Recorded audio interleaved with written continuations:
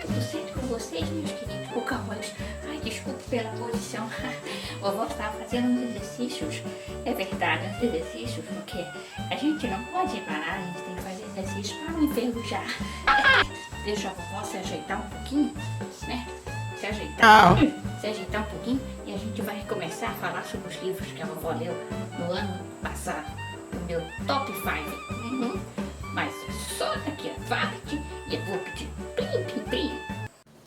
Agora sim, meus queridos bocarrólicos, estou devidamente preparada para a gente conversar sobre o quê? Sobre livros, né? Ora, o que eu poderia falar, né? A gente não está aqui para falar de outra coisa, não ser livro, né? Porque eu não ia falar sobre plantar batatas, por exemplo. Porque plantar batatas, eu não sei plantar batatas, viu? Pois bem, a vovó leu muitos livros no ano passado, leituras que me surpreenderam, que me emocionaram e, claro, também houve livros assim que a vovó jogou para escanteio, né? Até porque eu fazia um vídeo, né, dos livros que a vovó ficou meio decepcionada. Mas, na verdade, hoje eu só quero falar de livros bons que eu li no ano passado e que eu acho interessante falar para vocês e dar destaque, né? De repente, até vocês se interessam de ler esses livros, não é verdade? Vamos lá, então. Olha, o primeiro livro que a vovó vai destacar se chama A Família Mendelsohn. Esse foi o primeiro livro de distopia que eu li no ano passado. Foi um livro muito provocante, viu? E a história começa lá em 2029, um século após a Grande Depressão. A Grande Depressão, a economia dos Estados Unidos vai pro brejo, gente. O país que antes era um país rico e poderoso, ele se transforma numa nação do terceiro mundo. Caramba, coisa mais incrível isso. O dólar despenca, a China é a nova potência mundial e a água vira artigo de luxo. Até os mexicanos estão em melhores condições e eles constroem um muro até para evitar que os americanos vão lá e atravessem, né, pro lado deles. Que ironia, não é verdade? E a autora Lionel Shriver, ela escreveu um livro, e esse livro ele narra a adaptação de uma família rica lá nos Estados Unidos, né, com essa nova fase, com essa nova realidade que está acontecendo aí. Eu confesso, para mim, esse livro foi um pouco meio arrastado nisso. Ele tem capítulos grandes, sabe?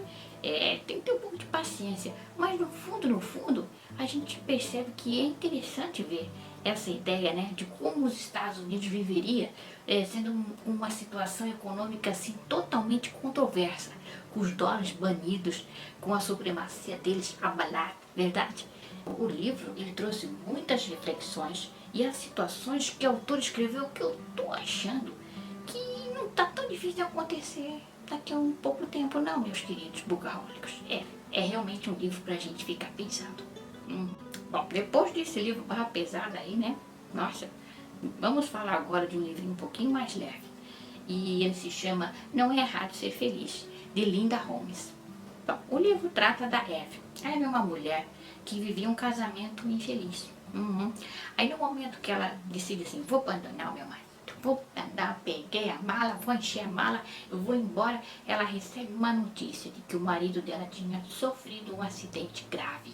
E o cara bateu as botas ainda por cima. Ixi, nossa. Bom, a verdade é que foi meio complicado para Eve conseguir sentir tristeza com a morte do marido, minha nossa. Mas ela já não gostava muito dele.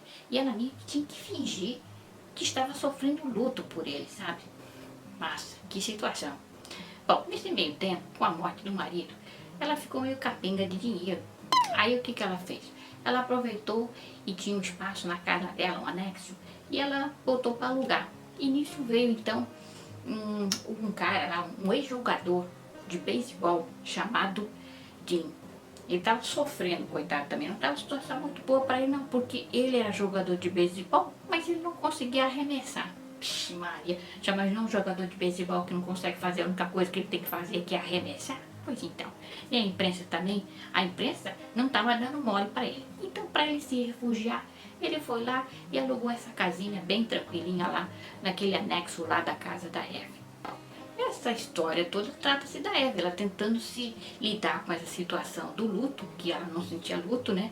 E ao mesmo tempo tentando encontrar o caminho da felicidade. E aí você sabe, né? Com esse negócio do Tim morando ali perto, eles começam a conversar, a ter aquela afinidade.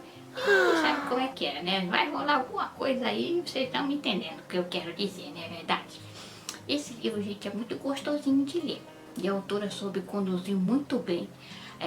Na verdade, ela soube conduzir com muita sensibilidade os traumas dos personagens, né? E fala muito de recomeços, de amizades e reflexões da própria vida. Para mim, esse livro foi uma grata surpresa, minha gente. Eu gostei muito de ler. Quando eu tiver a chance, né?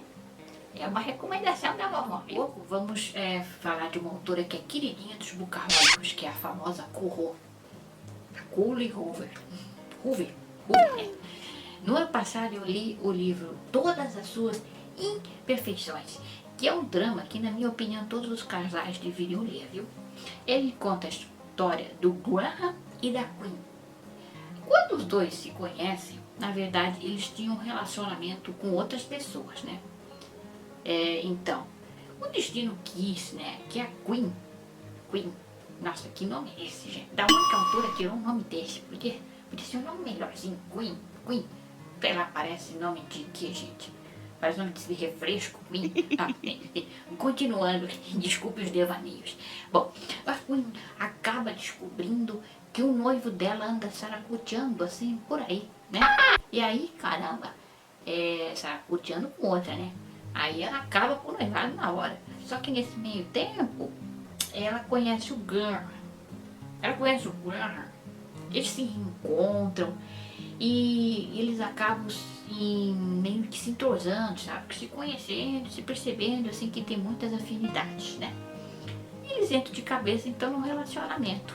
Aí você pergunta, mas o que tem de especial esse livro? Parece tão clichê. Ah, sim. É que a nossa querida autora, né, a Corro, ela conta a história, assim, contando o passado, né, o início do relacionamento deles, como é que eles se conheceram, como é que se descobriram, né, que eles eram assim, que tinham essa paixão pelo outro, e o presente. O presente, na verdade, não tá muito bom pros dois não, gente. Eles estão assim já casados há uns 6 anos, mais ou menos, tentando ter filhos e não estão conseguindo. Tem um probleminha de infertilidade no meio. E isso acaba meio que abalando a estrutura do casamento, sabe? Então você lê no início, que parece que é um amor assim tão promissor, que vai durar assim pra vida inteira, e você começa a ler o presente, que assim, tá passando assim, um relacionamento tá realmente quase à beira da morte, né?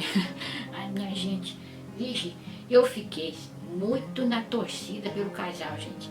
E eu acredito que se vocês lerem esse dramão assim, vão se debulhar em lágrimas. Eu quase enchi um balde. Ai, quem leu sabe do que eu estou falando. Nossa, haja lenço. Eu recomendo também esse dramão assim, nossa querida. Ai, a lista não para, meu filho. Eu bastante coisa no ano passado. Eu vou trazer mais um pra vocês. Se chama Quando Te Vejo, de Holly Miller. Nós temos a história do Joel. Ele tem um dom. Ele consegue sonhar, tem sonhos de premonições do futuro. Somente com pessoas que são conhecidas dele e que ele tem apreço, que ele gosta, que ele ama, né? Assim, são coisas que são batatas os sonhos deles, realmente acontece. Assim, há sonhos bons, né? Como por exemplo o sonho com a gravidez da irmã.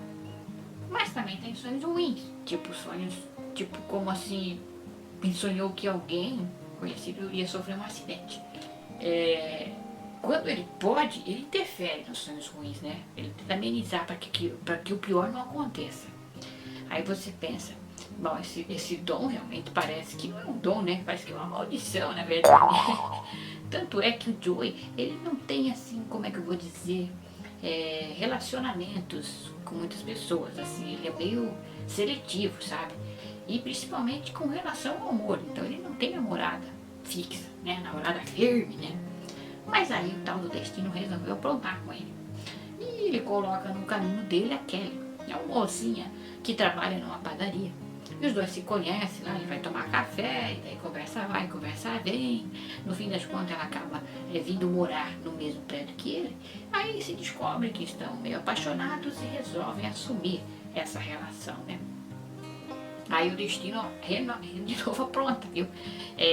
Acontece que depois que os dois começam a morar juntos, ele tem um sonho, gente. Um sonho complicado, viu? Que acaba meio que quase perturbando esse equilíbrio, essa relação. Bom, eu não posso falar, né? Vocês têm que ler para descobrir, né? A partir dessa premissa bem interessante, eu comecei a leitura bem empolgada, viu? E eu não me decepcionei, porque é uma leitura assim bem leve, ela é bem fluida, ela não tem exageros. E meio que na terça parte, meio que dá uma acelerada assim, mas tudo bem. Eu acho que valeu assim, porque você fica naquela torcida para que essa história de amor dos dois realmente tenha um final feliz, né? Mas eu não vou dizer, como eu falei, vocês têm que ler, né? Tem que ler para ver o que realmente aconteceu, viu? Ixi, eu estou quase sem fôlego. Agora eu vou terminar. Oh my Então vamos para gosh. mais um drama. Vixe Maria, mas parece que eu só li drama no ano passado, hein? Fiquei muito emotivada. Emotivada essa palavra existe do Carolics, sei lá. Foi só drama. Mas então, vamos falar do último livro que se chama O Último Adeus, de Cynthia Hand. Para início de conversa, nós temos a Alex, que é uma jovem de 18 anos, cujo irmão dela, o Tyler, cometeu suicídio há 2 meses atrás. Ele deixou um bilhetinho assim escrito: desculpa mãe, mas eu estava muito vazio. É barra pesada. Tanto que é uma leitura que tem gatilhos, então fique preparado, porque como vocês já perceberam, é um livro que é carregado de emoções. É raiva, angústia, culpa. É impossível você não se emocionar, porque a autora ela escreve de uma maneira que faz com que você tenha ideia de como você se sentiria se você tivesse perdido alguém tão próximo por meio do suicídio. Todas as perguntas, todos os sentimentos que passam pela sua cabeça, para você entender o porquê a ponto da pessoa tirar a sua própria vida, não é verdade? E o livro é contado da pessoa da Alex, ela vai relatando da pessoa dela. Você realmente está como se você estivesse no lugar do personagem, né?